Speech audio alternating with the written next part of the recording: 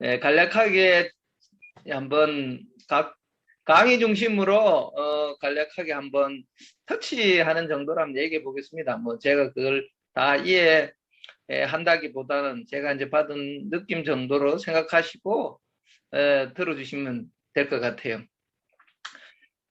첫 이제 목요일부터 이제 강의 진행되면서 첫 강의가 오순재 박사님 이제 강의였습니다.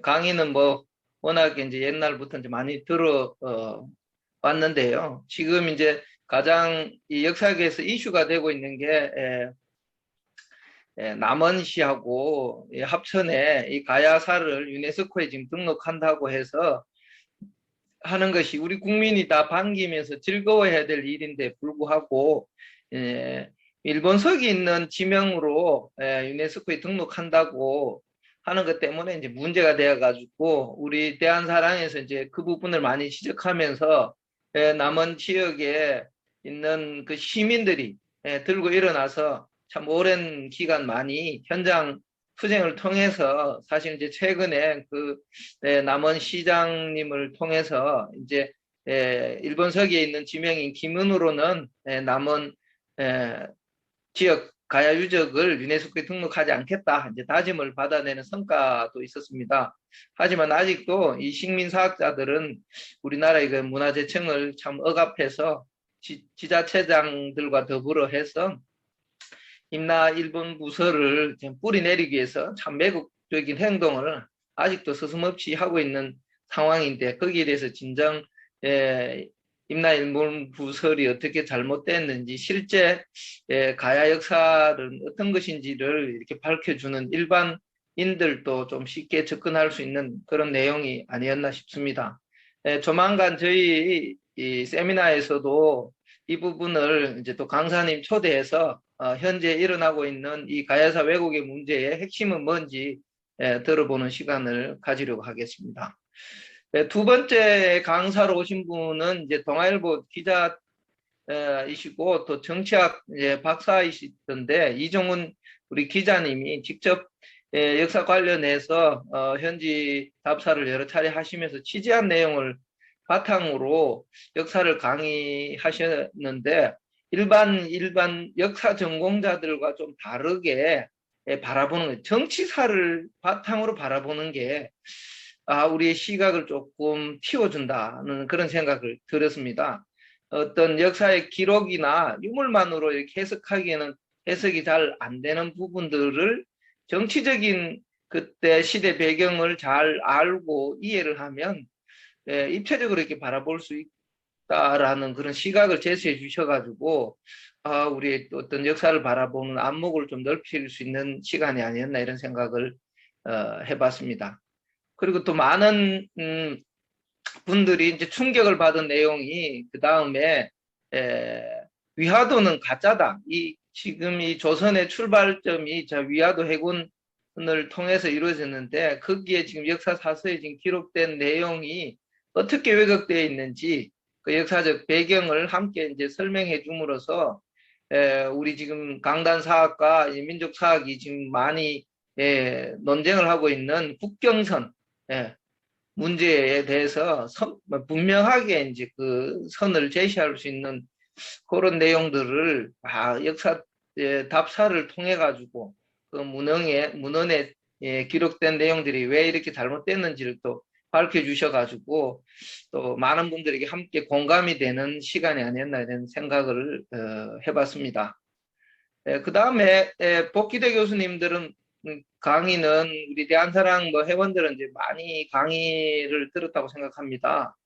워낙에 이제 이분 또 현장 답사를 많이 하시는 분이고 또 사료 준비도 아주 꼼꼼하게 이렇게 공부하시는 분이라서 정말 이런 분들이 역사학자라고 할 수가 있는데 참 강단 사학자들은 그런 역사 책 독서조차도 제대로 안 되고 현장은 더더욱 가보지 않으면서 일본의 주장을 그대로 지금 답습하는 정도에 머물고 있는 게 거의 대부분인데 이 복기대 교수님은 그 현장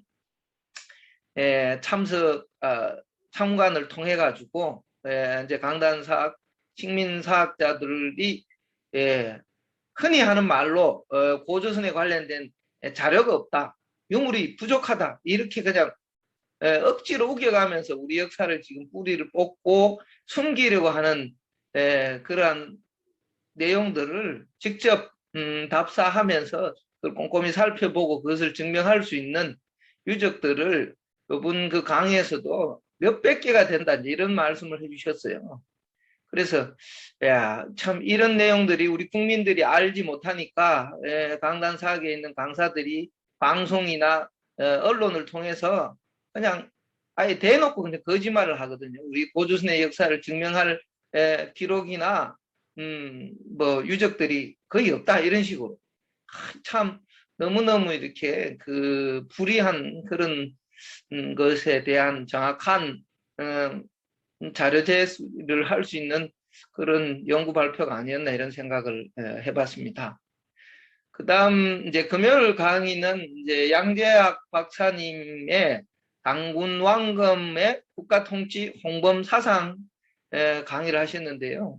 이 홍범 사상은 일반인들 거의 들어보지 못한 내용입니다. 전에도 한번 발표하신 적은 있지만 이게 뭘까라고 생각을 하실 분이 계실 텐데, 지난번에 우리 차영준 교육위원님이 이제 그 강의하실 때도 잠깐 강의를 하셨어요. 이런 내용들이 약간 어렵거나 좀 지루해 보일 수는 있지만, 중국이 자기들이 이 천하의 중심이고 이제 황제 문화의 뿌리인 것처럼 얘기하지만, 바로 중국의 황제 문화라는 것이 우리 단군 조선에서 전수된 문화라는 것을 이제 분명히 알 수 있는 그런 강의였다, 이런 생각이 들었습니다. 그 다음에 이제 김상일 박사님의 이제 천부경과 부도지의 연관성에 대해서 강의를 해주셨는데요. 이건 전문 연구자가 아니면 참 역시 듣는 사람조차도 어렵다. 저도 이제 몇 번을 들었는데, 이거 참 지식이 짧아서 그런지 참 이해도가 좀 낮다. 그러나 이제 거기에 그쪽으로 공부를 많이 하신 분들은 우리 또 김상일 박사님의 강의가 아주 깊이 있는 강의라고 이제 많이 칭찬들도 하시고 거기에 영감도 많이 얻는다는 말씀을 해주셨는데, 어쨌든 우리 박사님 강의는 조금 어려워서 저도 나중에 좀 집중 독서를 좀 더 해봐야 되지 않겠나, 이런 생각이 들었는데, 아마 시청한 분들도 많이 어렵다, 이런 생각이 듭니다. 아까 한 분 우리 최승범 회원도 그런 말씀 하셨는데, 그 다음에 이제 김준봉 교수님의 한옥 인간이 만든 자연이라는 제목으로 이제 강의를 해주셨는데, 저도 이 강의 들으면서 참 감성적으로 많이 다가왔는데요. 우리 민족, 이 한민족은 이 인간 삶에 있어서 집이 가지는 의미를 우리들의 목숨과 같이 여겼다, 이런 표현을 하더라고요. 집이 목숨, 곧 목숨이다. 또 집에서 이제 생명이 되고 자라고 하기 때문에 또 확대된 자궁이다, 이런 표현을 쓰시더라고요. 지금은 뭐 부동산 투기를 해서 지금 대한민국이 난리 나가 있지만, 그냥 수시로 팔고 수시로 이런 것이 아니라 이제 과거 삶에 있어서 집이라는 것은 엄청난 중요한 가치를 가진다는, 우리 생명처럼 여겼다는, 집 나가라 이렇게 하면 완전히 이제 큰 죄를 지어서 쫓아내는 것이고, 이제 귀양살이도 이제 그런 의미를 이제 약간 언급을 해주셨는데, 그만큼 집이라는 게 이제 소중하다는 것을 이제 말씀을 해주신 게 참 가슴에 많이 와닿았습니다. 그리고 이제 이 집에 대한 이제 애착이나 철학이 이제 있기 때문에 우리 선조들은 이제 자신의 호를 만들 때 보면 이 집당자를 많이 쓴다는 거죠. 우리가 이제 잘 알고 있는 단군세기를 집필한 이암 선생님의 호가 해운당이잖아요. 집당자를 이렇게 많이 써가지고 한다는 거죠. 집은 뭐 서양에는 스위트홈이라는 그런 개념이 있듯이 정말 내 생명의 근원초고, 우리 어머니 품암처럼 내가 태어나기도 거기서 태어나고 내가 휴식하고 다시 에너지 힘을 얻는 곳이라는 거죠. 단순히 지금처럼 돈벌이용으로 부동산 투기가 아니라는 건데, 그래서 우리가 집을 얼마나 또 소중하게 생각하고 또 보존하고 지켜왔는지, 또 거기에 또 단순한 그런 어떤 삶의 이용 수단이 아니라 문화와 예술성을 또 가미한 우리 이 한민족의 이제 건축 문화, 이걸 또 들으면서 우리 문화의 참 위대성을 느끼는 그런 시간이 되었다고 생각합니다. 다 그런 건 아니지만 이제 서양 문화의 건축 문화는 사실 조금 자연과 이질적입니다. 막 산에 보면 아주 첨탑으로 많이 샀고, 또 이제 돌로 석조로도 많이 건물을 이제 지어서 있는 것들이 이제 많이 볼 수 있는데, 이 동양 중에서도 이 한국의 어떤 건축 문화라는 것은 자연과 하나 되려고 하는 그런 삶의 어떤 지침에서 자연의 어떤 순리에 따르는 방식이라는 거죠. 그게 이제 우리 이제 음양 오행의 그 이치에 의해서도 집을 짓고 자연의 산세의 흐름과 물의 흐름에 따라서 집을 짓는다는 거죠. 그래서 이제 그게 인간이 만든 자연이라는 표현을 쓰셨는데, 인간이 만들면 자연이 아니죠. 그런데 이 자연과 하나 되어 있는 그런 모습이고, 또 어쩌면 자연을 더 돋보이게 해주는 그런 문화였는데, 지금 이제 이 대한민국의 건축 문화가 서양 문화가 들어오면서 지금 자연을 해치는 그런 문화가 이제 있는 모습이었다는 게 좀 안타깝기도 한데, 이런 부분들을 무조건 옛날 뭐 초가집으로 돌아가고 다 귀갓집을 지어야 된다는 게 아니라 한번 많은 생각을 하게 되는 계기가 되어서 정말 인문학 강의로 정말 멋진 강의가 아니었나 이런 생각을 해보고, 나중에 한번 못 들으신 분들은 한번 들어보시면 좋을 것 같아요. 그 다음에 이제 그 강의가 이제 시베리아 사하의 문화를 이제 얘기하셨는데요. 강덕수 교수님 강의였는데, 이 시베리아 하면 뭐, 저 어릴 적에 뭐 말을 들으면 시베리아로 뭐, 뭐 보낸다고 그랬나, 뭐 그런 농담도 했던 것 같은데, 아주 살기 힘든 곳, 우리가 뭐 북한에 아오지 탄광 보냈다고 이런 말이 있는 것처럼 시베리아 하면 참 먹고 살기 힘든 곳이라 이제 이렇게만 우리가 이제 알고 있는 이 시베리아 사하에 거기에 있는 이 사람들과 문화와 이 자연애라는 그 제목으로 해주신 이 강덕숙 교수님 강의는 우리가 이제 자꾸 먼 나라 같이 느껴 있지만, 사실은 우리하고 아주 밀접한 나라고, 지리적으로도 연결되어 있는, 지금 이제 위쪽은 뭐 북한 땅하고 연결되어 있지만 아주 가깝고, 현재도 이제 러시아하고는 교류가 참 많습니다. 그래서 상호 이렇게 좋은 이미지를 가지고 있는데, 러시아 중에 이제 시베리아 지역하고 우리 민족과 어떤 역사적인 연관이 있었는지, 이제 그런 부분들을 이제 좀 살펴보고, 그 사람, 거기에 살고 있는 사람들과 문화, 지금도 남아있는 유적 등 같은 것들을 언급해 주시면서 우리 민족과 어떻게 연결되어 있는지 알 수 있었던 어떤 시간이 아니었나 이런 생각을 합니다. 또 뭐 조금 내하고 관계없다 해서 틀려 들으신 분은 또 한번 찬찬히 한번 보시는 것도 괜찮을 거라는 생각이 들었습니다. 그리고 저 토요일 날이 이제 한류 가족의 날이었는데요. 가장 인기 있는 날이기도 했다 이런 생각이 듭니다. 아까 이상준 회원님 또 말씀해 주셨는데, 거기에는 지금 한국인이 아닌 이제 외국인들이 이제 한국 음악에 도 관심 있는 분들이 나와서 연주도 하는 모습을 보면서 한류 문화를 약간 보기도 하지만, 그런 분들은 단순한 게 아니라 한국 문화에 대해서 이제 감동받고 우리 문화를 직접 즐기는 쪽이 아니라 그걸 제대로 배워서 이제 공급하는 그런 역할까지 지금 하고 있는 모습을 보면서 좀 자부심을 좀 느꼈고요. 그 외에 이제 뭐 걸그룹이나 댄스팀 이런 공연도 좋았지만, 조금 연세 드신 분들은 그게 이렇게 잘 좋았는지 그거는 잘 모르겠습니다. 그리고 아까 이상준 회원님 말씀하신 것처럼 박찬아 우리 교육위원님이 이제 K-뮤직 과거에서 미래라는 강의를 해주셨습니다. 그래서 조만간 지금 박찬아 우리 교육위원님은 이제 다음에 한번 모셔가지고 거기에 그날 다 하지 못했던 내용들을 한번 추가적으로 말씀해서 교육 좀 해달라고 제가 요청을 좀 드렸습니다. 내용들이 정말 좋은 내용들이 이제 많아서요.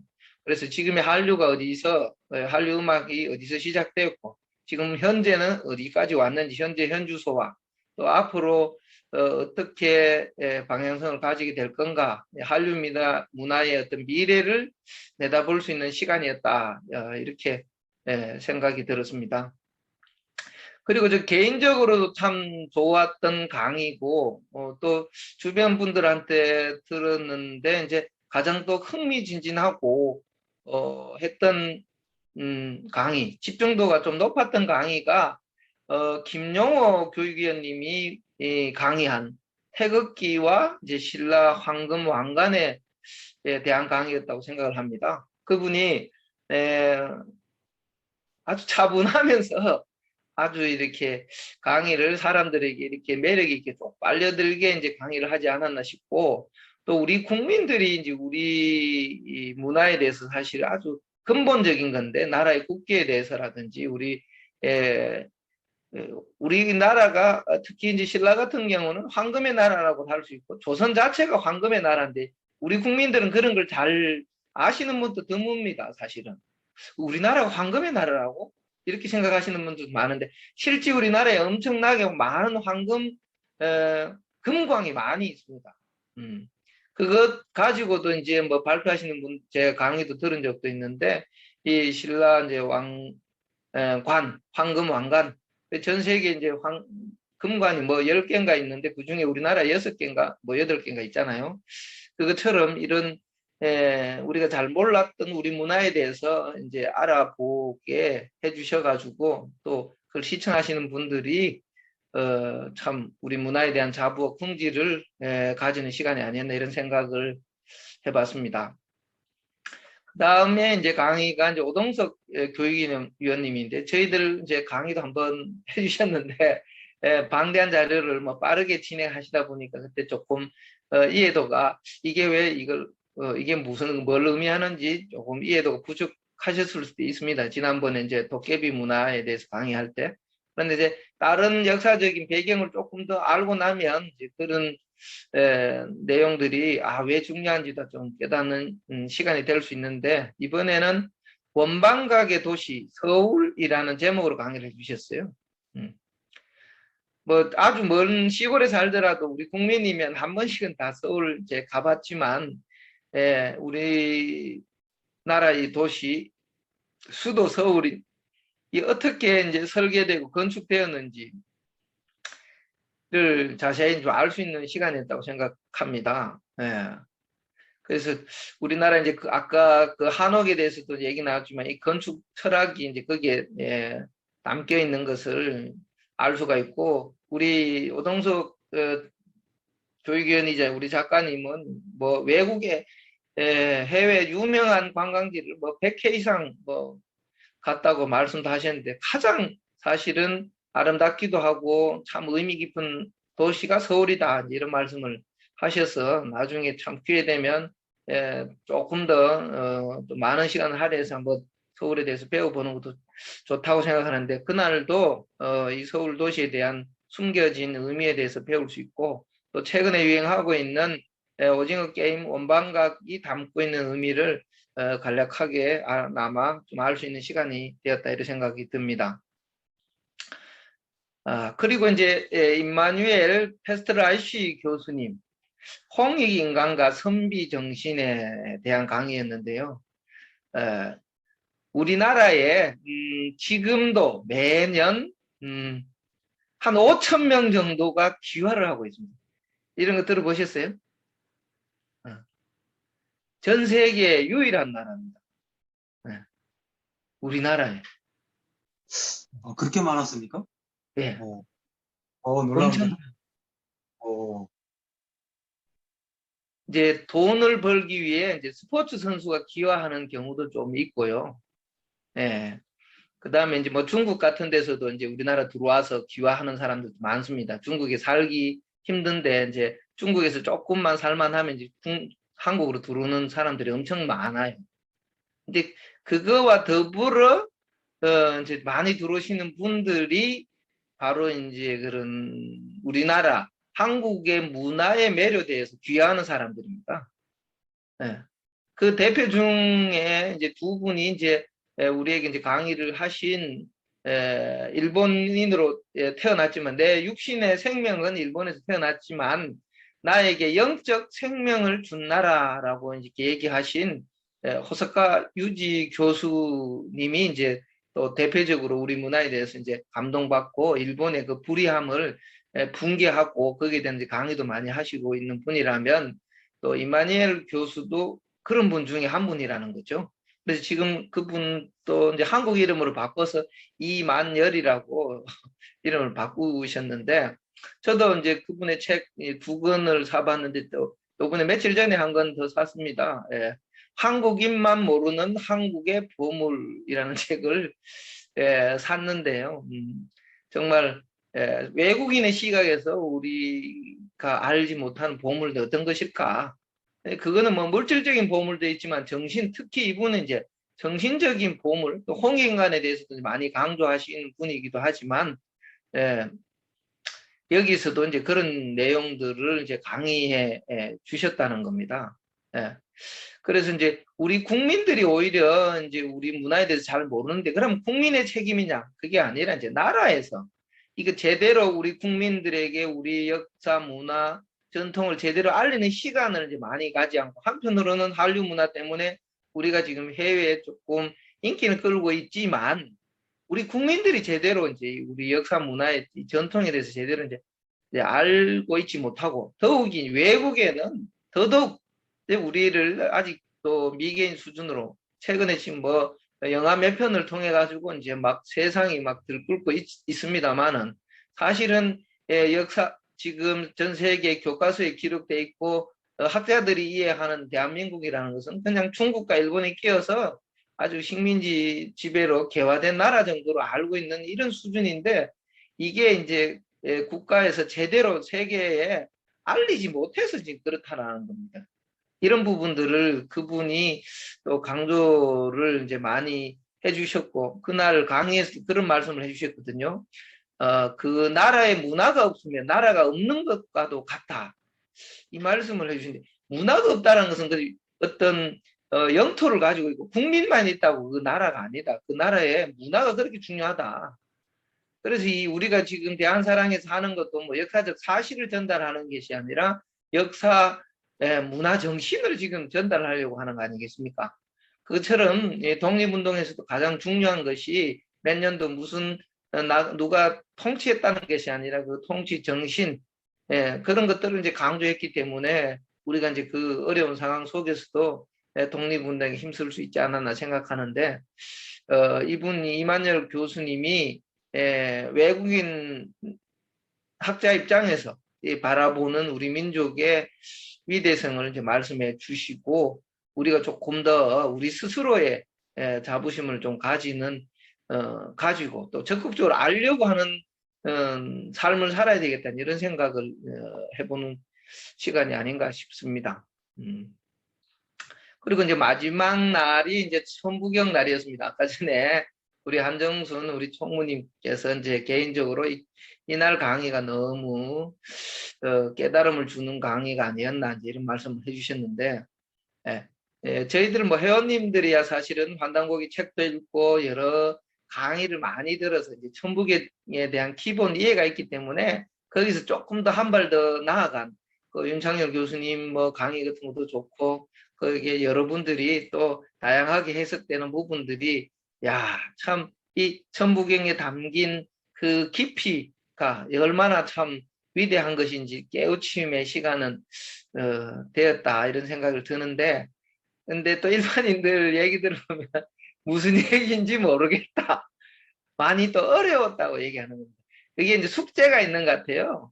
그래서 초등, 중등, 뭐 고등처럼 이제 사람들의 그 수준에 맞는 이해도를 설명하는 우리가 이제 강의도 많아야 되겠구나 라는 생각이 들고 거기서 또 한층 더 나아가서 깊이 있는 그런 학자의 경계까지 가서 이해할 수 있는 거는 이제 좀 나눠서 교육을 해주는 게 좋겠다 이런 생각이 들었고 어쨌든 이번 원반각 문화에서도 나옵니다만은 그죠? 우리 이 한민족 문화가 얼마나 세계 속에 이렇게 많이 흩어져 있는지 그 뿌리 문화가 되었는지 사실은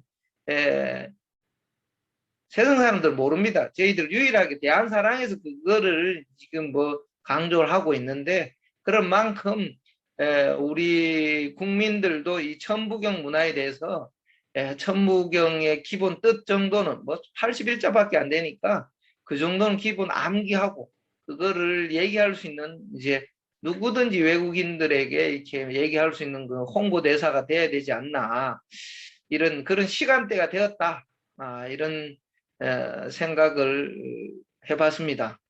그리고 이 5일간의 행사가 길면 길 수도 있지만 아마 우리 역사문화사에서 아마 이렇게 5일간 이렇게 길게 하는 행사는 없었습니다. 올해보단 또 내년이 더 아마 더 성숙되고 더 많은 분들이 참여하리라고 생각됩니다. 그래서 바쁘셔서 못 보셨던 우리 회원님들은 오늘 제가 올려놨던 유튜브 주사 클릭하셔가지고 이렇게 조절해 가시면 조금 진도를 앞쪽에 관심 없는 거는 뒤쪽으로 이렇게 클릭하시고 하면 정말 대한 국민으로서 대한국인으로서 우리가 무엇을 알아야 되는지 또 국민으로서 이렇게 자부와 긍지를 가지는 그런 시간이 꼭 되리라는 생각이 들고 또 우리만 뭐 내만 조화가 될 문제가 아니라 이게 이제 대한민국이 세계 속에 우뚝 설 수 있고 대한국인이 이제 세계인으로 우뚝 서서 경제적으로 강국이 아니라 우리 김구 선생님께서 소원으로 빌었던 진정한 문화 강국이 되기 위해서는 우리 국민들이 다 함께 해주셔야 될 부분이라고 생각합니다. 그래서 많은 분들에게 조금 그런 내용들을 카톡으로 좀 보내주시면 좋을 것 같아요. 저도 뭐 이번에 연락해서 많은 분들을 시청하기는 못했는데요. 저도 뭐 문자도 많이 전해드리고 했는데 26명 정도 밖에 초대를 못 해드렸는데 다른 분들은 뭐 더 봤는지 제가 일일이 점검을 못했습니다만은 여기 계신 분들이 한 10분에게라도 이걸 보게 하면 그 10분이 다시 또 10분한테 보내면 대한민국 사람들이 한 3, 4단계만 가면 대부분들이 이런 소중한 우리 역사 문화를 제대로 알 수 있지 않나 이런 생각을 해보게 되었습니다. 어쨌든 뭐 제가 뭐 핵심정리를 다 할 수는 없고 제가 이제 느낀 부분을 뭐 잠시나마 터치는 해드려야 되겠다 싶어서 나름대로 말씀을 드렸습니다. 이상입니다. 여유기원님, 예, 그 강의 여러 가지 강의 들으면서 아마 느낀 바가 많으실 것 같았는데 한 말씀 부탁드리겠습니다.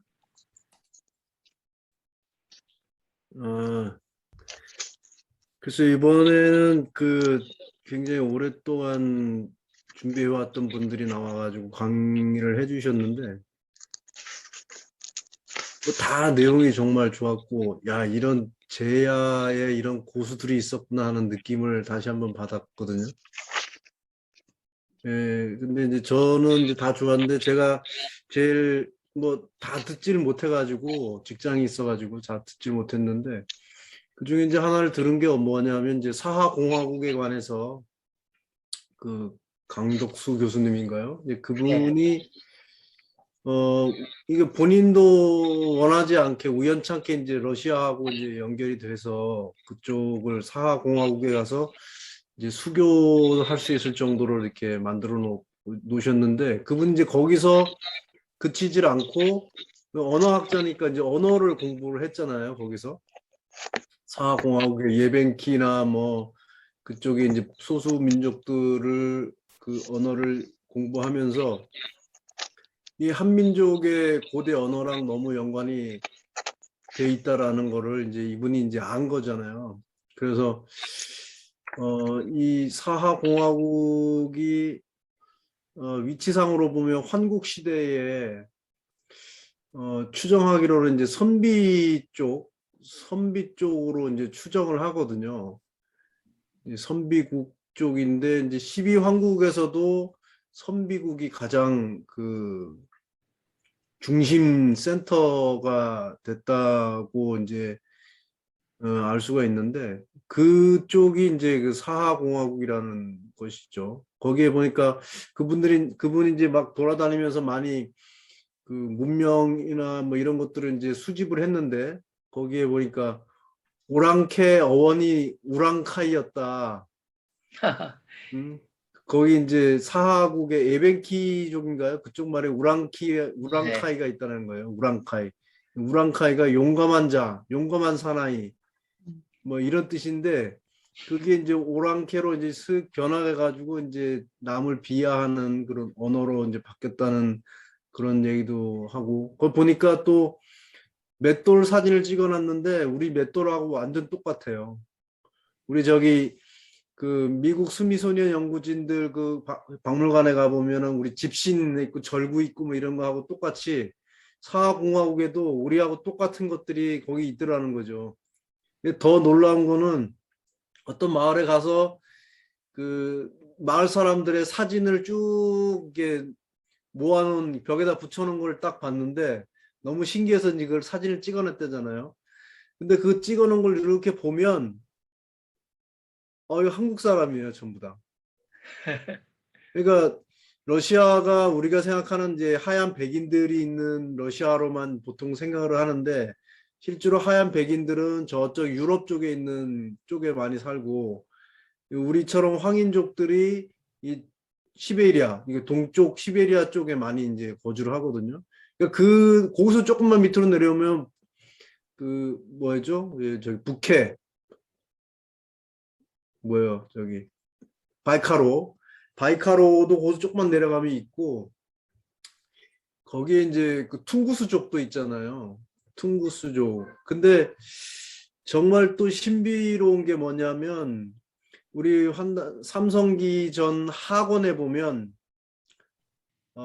선비국이라고 돼 있는데 이 선비국을 혹은 시위국 혹은 통고사국 이렇게 돼 있어요. 그러니까 한 개 나라를 이제 다른 뭐 시위국이라고도 불렀고 통고사국이라도 불렀는데 통고사하고 퉁구스하고 비슷하잖아요, 그죠? 퉁구스죠. 또 네. 퉁구스 산맥이 있고 그쪽에. 그러니까 그 사하공하고 있는 그쪽이 이 선비국하고 굉장히 연관이 있는 곳이 아닌가 이렇게 추정을 또 할 수 있고 또 내가 이제 검색을 좀 하다 보니까 퉁구스족의 그 언어로 그 사람들은 그 돼지를 숭상한다고 그래요. 근데 시위국 할 때 위자가 아니 시자가 돼지 시자거든요. 너무 신기해요. 그런 거 보면. 예, 그쪽 문화하고 한국의 선비국하고 굉장히 밀접한 관계가 있다. 라는 걸 좀 한번 느끼면서 이런 분들이 참 우리 모르게 이런 노력을 많이 해서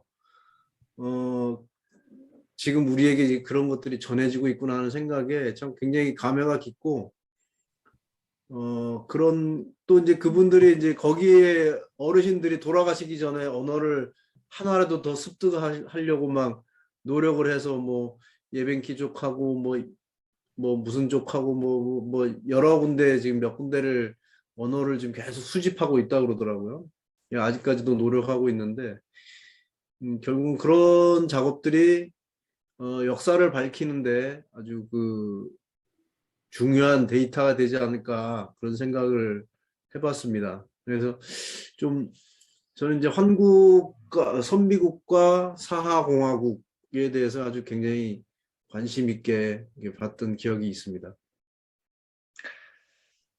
저도 그 쪽에 관련된 그 다큐멘터리를 하나 봤는데 보니까 거기에 나오시는 분들이 그냥 진짜 생긴 게 우리 그냥 어릴 적 시골에서 자랐던 그 가난한 시골 아저씨처럼 그렇게 생겼더라고요. 참 그런 그분들이 정말 우리와 같은 같은 뿌리라는 것을 지금 느낄 수 있고, 그건 뭐 역사적 자료 근거를 한단고에서 찾을 수도 있고, 또 방금 말씀하신 것처럼 그렇게 연구하시는 분들이 많이 있다고 생각이 됩니다. 이제 그런 분들을 우리 대한사랑에서 이제 적극적으로 이런 무대를 통해서 자기가 한평생 연구하신 거를 이제 쏟아내게 해야 되겠구나, 이런 생각도 많이 들고, 이게 이제 거미줄처럼 엮어지면 한민족사가 아닌 참 인류 역사의 그 뿌리 문화가 이제 확실히 다 드러나고, 지구촌은 정말 한 형제다, 이런 생각을 가지게 되는 뭐 시간이 아마 곧 오리라는 생각이 들었습니다. 그래서 방금 우리 장인중 교위원님이 이제 말씀해 주셨던 것처럼 평소에 내가 관심 없었던 부분이지만 이번 강의를 한번 다시 꼼꼼하게 한번 해보시면, 야, 뭐 어느 강의 하나 이렇게 그냥 놓치기 아까운 강의들이 이제 많고, 아까 전에 일부 좀 어려운 강의도 있긴 있습니다. 그런 거는 이제 기본적으로 저희들이 조금 공부를 더 해야 되지만, 그분들께 맡겨서 더 부학들이 더 조금 쉽게 풀어내면 이제 될 것 같고, 그걸 떠나서 우리 문화에 관련된 강의는 우리가 먼저 좀 관심을 가져 주시면 정말로 좋겠다, 이런 생각이 들었습니다. 하여튼 오늘 뭐 짧은 시간에 많은 분들이 참여를 해주셔서 감사드리고요. 저희들이 이렇게 행사를 마치면 이제 나름대로 저희들이 이제 각자가 본 느낌은 다 다를 수밖에 없고, 또 생각하는 바도 다르기 때문에 같이 의견을 나눠보는 시간이 꼭 필요하다는 생각을 들여서 오늘 이런 시간을 가졌습니다. 어쨌든 뭐 제가 아주 짧게 말씀드렸는데 작게나마 좀 도움이 되었으면 좋겠습니다. 감사합니다. 고맙습니다.